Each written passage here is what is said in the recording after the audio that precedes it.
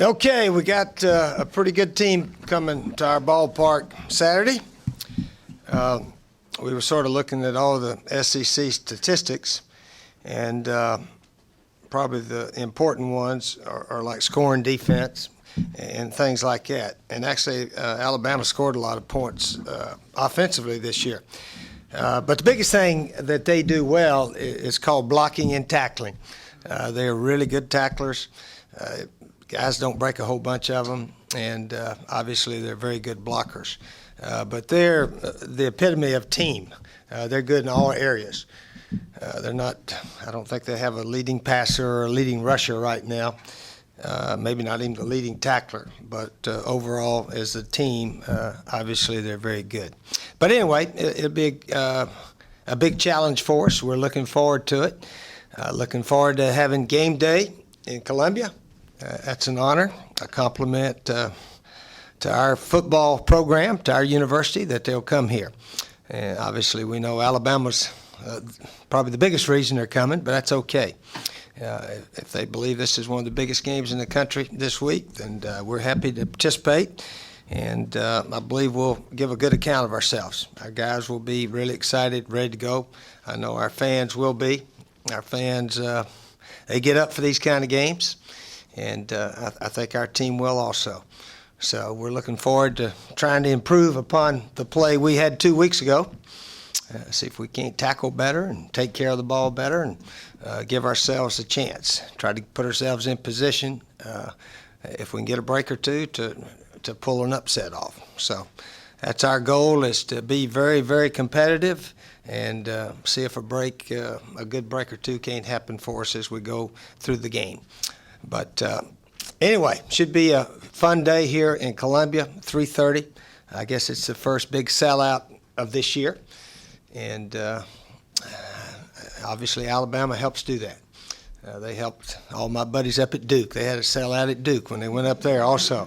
So I think biggest crowd up there in the last 50 years. So Alabama is the team that draws the crowd, the TVs, and everything else right now, and they've certainly deserved it. Hadn't lost a game, I guess, since 2008, sometime in there. So they're a good team, and it'd be a big challenge for us. Steve, in running the spread offense and allowing your quarterback to run the ball some, does it present a little bit of a problem in teaching when to slide and when to go for the extra yardage? When I run, I figured you'd know that. You asking me something? I thought you were my advisor on football. But now I have, in my 30 years of coaching quarterbacks, I've never taught one to slide feet first. We have taught our guys to protect themselves, get what you can, and get down. We actually tell our receivers to get down. After you've caught the ball and you're hemmed up, we do not ask our guys to get stood up and let them pull the ball out. We try to get on the ground after you have made as much yard as you can, find you a little spot and dive in there. And hopefully Stephen can do that. I don't know if he can or not, to be honest with you, because he hasn't changed yet. But maybe we have done a poor job of coaching him not to go in there with his head down and his eyes closed. And we've emphasized it as much as we possibly can, and hopefully he will protect the ball when he runs. Quarterbacks in most offenses now have to run occasionally, and both our quarterbacks are pretty good runners, but we must take care of the ball much better. Right now we've lost 3 fumbles all year, all by the same guy. So that should not be happening as often as it has. So we hope we can change it, and time will tell. Didn't he also scored 2 touchdowns against, was it Georgia? When he got hit and then kept on running? Southern Miss, I'm sorry. He made a nice run against Southern Miss when he spun off a tackler on the boundary. Yeah. Then he had to watch the goal line and reach over. Yeah, I wish he hadn't done that. He fumbled on that play. Did you know that? Okay, but they gave us a touchdown. That wasn't smart, Ron. He should not do that, in my opinion. But you know more about it than I do, so you write what he should do, okay? You be my advisor, okay? All right, let's get off that. Go to the next subject. Steve, what's the most impressive thing about Alabama's SEC winning streak? Most impressive? I guess what's most impressive is that they've won so many games, and they have some close games every now and then, and they've managed to pull all those out. I know their Auburn game at the end of last year was close for a while, and they pulled that one out. And obviously, the Arkansas game this year, Arkansas had a chance. They were in position, and Alabama got a couple of turnovers in the fourth quarter and ran the ball well to win that game. So they haven't really just steamrolled everyone. They've had the ability to win their close games throughout this entire stretch. As you know, Tennessee was kicking a field goal to try to win it last year, and they blocked it. So they've done whatever was necessary to win the game.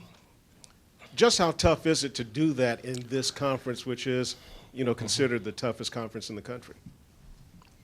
Well, maybe they're a little bit better than most everyone. That obviously is the first way they've been able to do it. They have big, strong linemen that can really play on both sides of the ball. That's probably the first ingredient every coach looks for, is the guys that can control the line of scrimmage. But other than that, they've won the close games during this streak also. Steve, Patrick DeMarco, how has he played at tight end, and can you talk about the versatility he gives you in terms of personnel groups, because he can play two spots and you can move him around? Yeah, Patrick's played well. He plays tight end, fullback, so we don't have to substitute when we're changing our formations and so forth. Patrick, he's played well, and we believe he'll play well throughout the year. Justice has done well too. Yeah, Justice gives us another good tight end in there, and we've used that two tight end formation a lot this year. That's probably one of our best running formations. Marcus probably has most of his yards when we had the two tight ends in there. So we try to use that as much as we can. Coach, what are your keys to victory in this game? The keys are hopefully not give them anything. Don't give them anything, which didn't happen last year when we played them. I don't like to reminisce about last year, but we threw one right to them, and they scored early in the game, and it was 13-6. Gosh, fourth quarter. So, but anyway, our keys are to play the best we can and try again not to give them anything. Play well on special teams, play well offense, defense, and go from there. People always talk about their talent, Alabama's talent, offense, defense. Mm-hmm. But can you talk a little bit about their technique? You mentioned blocking and tackling. Can you just talk about how technically sound they are? Well, they're real sound in that, and their conditioning is obviously excellent also. Their strength conditioning program is probably as good as anybody in the country. Ours is very good also. Craig Fitzgerald and our staff do a super job here. But conditioning, blocking, tackling, playing smart, don't give your opponents much of anything. I think their turnover margin, they're first in the conference also, I believe. They got a bunch of interceptions. They got 11 of those. And so forth, but just really playing real smart. Don't give your opponents much at all. Do you think there will be a noticeable difference in that they're coming off two hard-fought games against very physical games, whereas you're coming off of a rested week and ready? Will that make a difference at all? I doubt it. We hope so, but we doubt it. You don't sneak up on a team like Alabama with the tradition of that school. Their coach, the success he's had in the past, their coaching staff is a veteran bunch of guys. And they really do have the ability to go one game at a time and not get full of themselves after wins. So they've got a track record that a big win does not affect them the next week. Do you feel like you need more from Cliff Matthews? How has he played through 4 games? Cliff's played pretty well. Like he said the other day, I think I should be playing better too. I should be making more plays. He's wearing that brace on his shoulder that the trainer's going to loosen it up a little bit so he can get a little bit more mobility, grabbing guys and so forth. He's sort of been hampered down a little bit with that brace he's worn. So hopefully that's going to free him up to get his hands going and so forth. Is he getting more attention with Eric gone? Has that been part of the issue? I don't think so. I just think we've been playing against a good line the last week that blocked about all of our guys pretty well actually, and but Cliff's he's playing well. He's getting pressure on the quarterback most of the time. Coach, Or a lot of the time. how was your bye week, and were you impressed with what you saw yesterday when you guys came back to practice? With our team, yeah, we were okay. Yeah, we were fine. Yeah, we've the game 2 weeks ago was history. We've got it out of our system. Hopefully, we can learn from it. Hopefully, we've learned something from that game. And again, our goals this week are to play better, try to improve as a team. If we play an excellent game and we don't win it, we'll be ready for the next one. And again, that's all we can tell our players is let's go play the best we can, and then we'll see where we are. So that's the goal this week. We don't have a great deal of pressure on our guys except to play the best we can and play smart. So that's what we're going to try to do. Coach, how important it is to have a strong running game to be competitive against this team? What was the question again? How important is it to have a strong running game to be competitive? Strong running game? Well, it's pretty important every time you play to have a strong running game. Well, especially this week or any week. But we also understand that sometimes you can't just run up and down the field, that you better be pretty good throwing the ball unless you can just totally dominate the line of scrimmage, which doesn't happen often. Occasionally it does, but not very often.